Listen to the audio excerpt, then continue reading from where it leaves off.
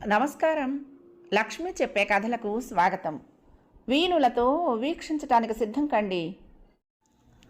ప్రియ సఖులు, ఇప్పుడు మనం ప్రముఖ సీనియర్ రచయిత శ్రీ ద్విభాష్య రాజేశ్వరరావు గారు రచించిన పుట్టింటి ఆనవాయితీ అనే ఒక చక్కటి హాస్య కథని విందామండి. ఈ కథ స్వాతి సపరివార పత్రికలో 27/3/2026లో ప్రచురింపబడింది. ఇక కథ మొదలు పెట్టేస్తున్నానండి. మా ఆవిడంత అదృష్టవంతులు ఈ భూమి మీద చాలా తక్కువ మంది ఉంటారని ఈవేళ నాకు తెలిసింది. అది కూడా ఆవిడ ఎడమ చేతి మణికట్టు ఎముక విరిగిన తర్వాత.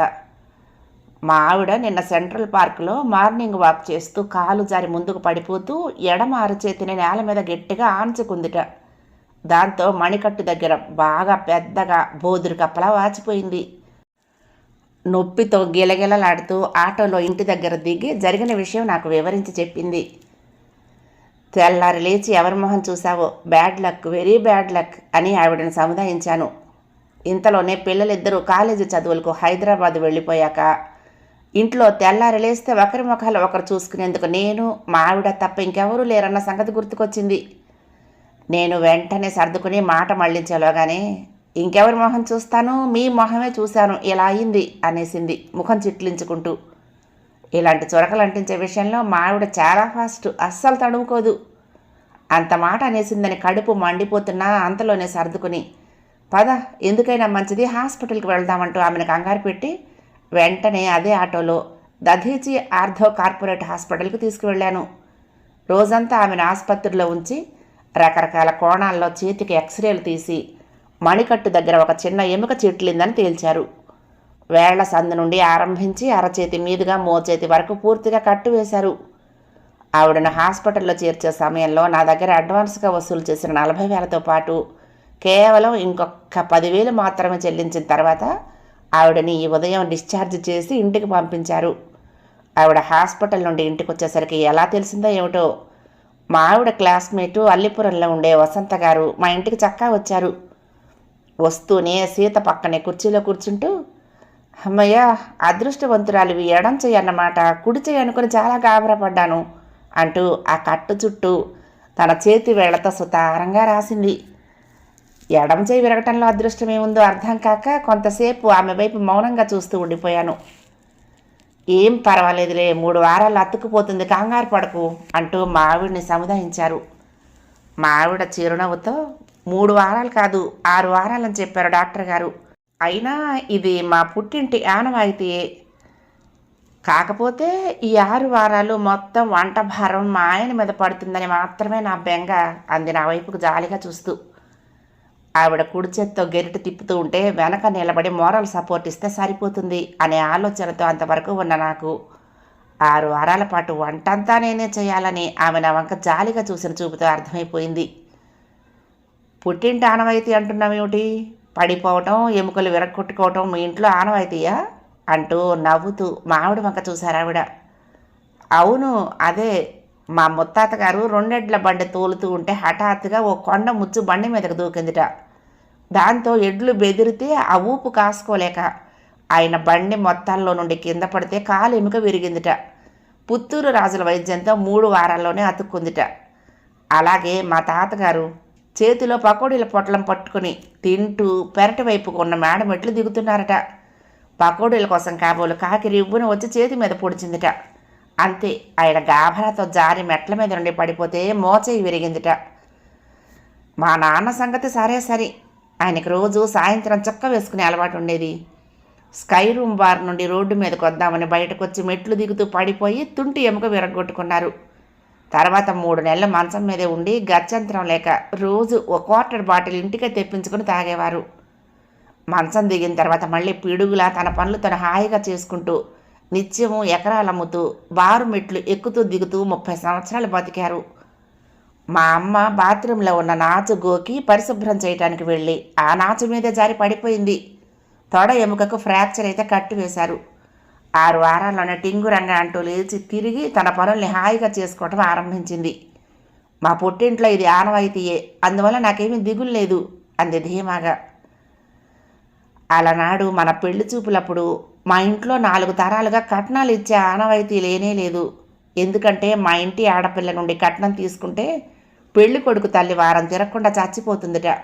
అందుకని మా నుండి ఎవరు కట్నం ఆశించరు అని చెప్పి కట్నం ఎగ్గొట్టేశావు. కానీ ఇలా 4 తరాలుగా ఎముకలు విరగొట్టుకునే ఆనవాయితీ ఉంది అనే విషయం మాత్రం చెప్పావు కాదు. మీ పుట్టింట్లో ఎముకలు విరగొట్టుకునే సాంప్రదాయం ఎంత బలంగా ఉందని తెలిసి కూడా మరి అదేదో తెల్లారి లేచి నా మొహం చుట్టం వల్ల ఇలా జరిగిందని నా మీద ఎందుకే తోస్తావు అని అడగాలనిపించింది. కానీ వసంత గారి ముందు అలా అడిగితే బాగుండదని మిన్నకుండిపోయాను. వసంత గారు వెళ్ళిపోతూ ఉంటే మా పక్కింటి పర్వతాలరావు గారు వచ్చారు. వస్తూనే నా వంక తిరిగి, మీ ఆవిడికి ప్రమాదం జరిగి ఎముక విరిగింది కదా అంటూ సంతాపం ప్రకటించారు. ఇంతకీ ముందుకు పడిపోయారా లేక వెనక్కి పడిపోయారా అంటూ అడిగారు. ముందుకే మణికట్టు దగ్గర ఫ్రాక్చర్ అయ్యింది అన్నాను. ముందుకు పడిపోవటం చాలా అదృష్టం అంటూ ఉంటే ఆయన మాటలకు అడ్డు తగులుతూ, పడిపోవటం అదృష్టం ఏమిటండి, మణికట్టు ఎముక విరిగింది కదా అన్నాను కాస్త విసుగ్గా మొహం పెట్టి. పడిపోవటం అదృష్టమని కాదు నా తాత్పర్యం, ముందుకు పడిపోవటం అదృష్టమని. అదే వెనక్కు పడిపోయి ఉంటే వెన్నెముకకు దెబ్బ తగిలి శాశ్వతంగా మంచం మీద ఉండిపోవటమే. నా కొలీగ్ సుందర్రావు భార్య అరటి తొక్క మీద జారి వెనక్కి వెళ్ళికలా పడిపోయారు. వెన్నుపూస దెబ్బతిందిట. అప్పటి నుండి వెల్లూరు తీసుకువెళ్ళి గత 3 ఏళ్లలో 3 సార్లు ఆపరేషన్లు చేయించాడు. కానీ ఇప్పటికీ అన్నీ మంచం మీదే. అందుకే మీ ఆవిడ చాలా అదృష్టవంతురాలు అంటున్నాను అంటూ మొక్తాయించి విష్ హర్ స్పీడీ రికవరీ అంటూ వెళ్ళిపోయాడు ఆయన. అంతలోనే మధురవాడలో ఉంటున్న మా ఆవిడ మేనత్త హడావుడిగా చక్కా వచ్చారు.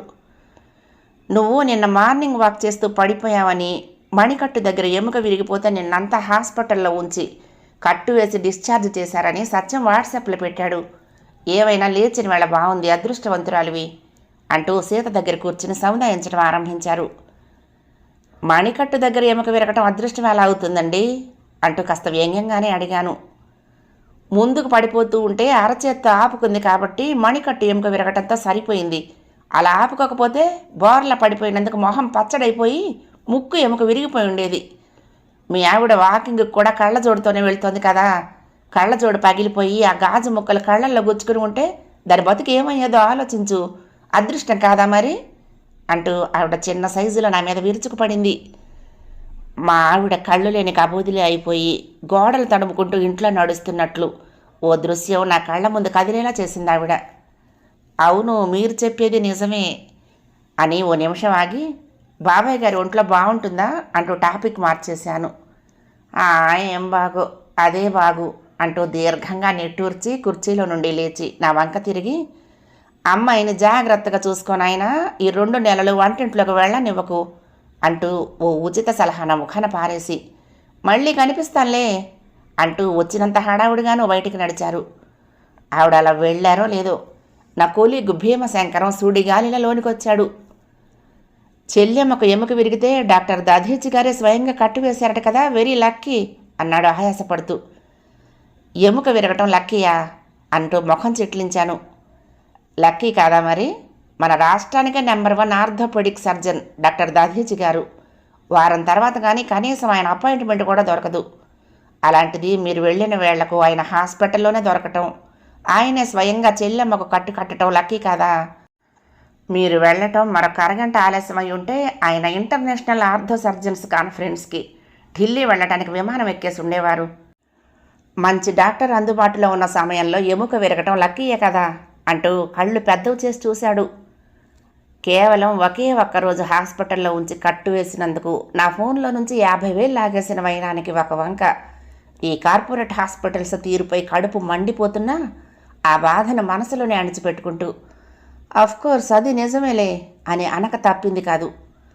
కొంచెం సేపట్లో, ఆంటీకి ఎలా ఉంది, మణికట్టు ఎముక విరిగిందట కదా, అయినా చాలా లక్కీ అంటూ మా అబ్బాయి ఫ్రెండ్ రంజిత్ హడావుడిగా వచ్చాడు. మణికట్టు ఎముక విరిగితే లక్కీయా, దేనికి అంటూ ఈ లక్కీ కామెంట్లు తట్టుకోలేక నీరసనగా అతని వెనక చూశాను. పార్కులో ఆంటీ వాకింగ్ చేస్తూ ఉంటే కాస్త వెనకగానే నేను నడుస్తున్నాను. ఆంటీ వాట్సాప్ చూస్తూ వాకింగ్ చేస్తూ జారి పడిపోయారు. కాలు ముందుకు జారటం వల్ల నిజానికి వెనక్కు పడిపోవలసిందే. వెనక వైపు కాస్త ఎడంగా లాన్కు నీరు పెట్టే ఇనుప గోటం వాలుతో సహా నేలలో నుండి పైకి పొడుచుకు వచ్చింది. వెనకకు పడుంటే సరిగ్గా ఆ నీటి గొట్టం తల వెనక గుచ్చుకొని ప్రాణాలు పోయి ఉండేవి. అయితే ఆంటీ ఎంత ఒడుపుగా బ్యాలెన్స్ చేసుకుని ముందు వైపుకు పడిపోతూ ఎడమ చెయ్యి ఆంచుకోవటంతో బతికిపోయారు. అంతేకాదు తాను పడిపోతూ చేతిలోని సెల్ ఫోన్ పచ్చక మీద గిరాటు వేశారు. ఫోన్ కూడా పాడవలేదు. నేనే ఆంటీని లేవదీసి ఆటో ఎక్కించి ఫోన్ క్లీన్ చేసి ఆమెకిచ్చి ఇంటికి పంపించాను. Very very lucky. ఆంటీకి పడిపోవటంలో చాలా సులువులు ఒడుపులు బాగా తెలుసు అంటూ మా ఆవిడకు యోగ్యతా పత్రం కూడా ఇచ్చాడు. భీమశంకరం రంజిత్తు వెళ్ళిపోయిన తర్వాత వీధి తలుపు గడియ పెట్టి వస్తూ ఆవిడ మీద అంతవరకు దాచిపెట్టుకున్న చికాకుని కోపాన్ని చిన్న స్థాయిలో వెళ్ళగొక్కాను. ఎవరైనా వాట్సాప్ చూసుకుంటూ వాకింగ్ చేస్తారా? అలా చేస్తే మరీ ప్రమాదాలు జరగవా? నిన్ను పలకరించడానికి వచ్చిన వాళ్ళందరూ నువ్వెంతో అదృష్టవంతురాలివని పొగిడి వెళ్ళారు. విన్నావు కదా? నువ్వు మాత్రం తెల్లారు లేచి నా మొహం చుట్టం వల్లే అలా జరిగిందని నా మొహం మీదకి నెపం నెట్టేశావు. మరి నా సంగతి? తెల్లారి లేచి నీ ముఖం చూడబట్టే కదా ఏమీ కాకుండా నా జేబులో నుంచి 50,000 రూపాయలు హాస్పిటల్కి వెళ్ళిపోయావు. మరి దానికేమంటావు అంటూ కాస్త కసిగా అడిగాను. మీరు తెల్లారి లేచిన ముఖం చూడబట్టే ఇంకో 50,000 రూపాయలు మీకు మిగిలాయి, అది మర్చిపోకండి అంది చిన్నగా నవ్వుతూ. అదేలాగా అన్నాను ఆశ్చర్యంగా చూస్తూ. నేను ముందుకు పడిపోతూ నా ఎడమ చేతిలోని 50,000 రూపాయలు విలువైన స్మార్ట్ ఫోనుని దూరంగా గడ్డి మీద పడేలా విసిరి మరీ పడిపోయాను. లేకపోతే నా అరచేతిలోని ఫోన్ ముక్కలైపోయి ఉండేది. మీరు మళ్ళీ నాకు 50,000 పెట్టి ఫోన్ కొనివ్వాల్సి వచ్చేది కదా, అది మీకు మిగిలే కదా అంది. ఆ సమాధానానికి విస్తుపోయి నోరు తెరుచుకుని ఆమె వంకే చూస్తుండిపోయాను. కథ సమాప్తం. ప్రియ సఖులు, ఈ కథ మీకు నచ్చితే తప్పకుండా లైక్ చేయండి, షేర్ చేయండి, కామెంట్ చేయండి, సబ్స్క్రైబ్ చేసుకుని నన్ను ఎంకరేజ్ చేయండి. ఉంటానండి. ప్రేమతో లక్ష్మి, కృష్ణాతీరం దుర్గమ్మ సన్నిధానం. నమస్తే.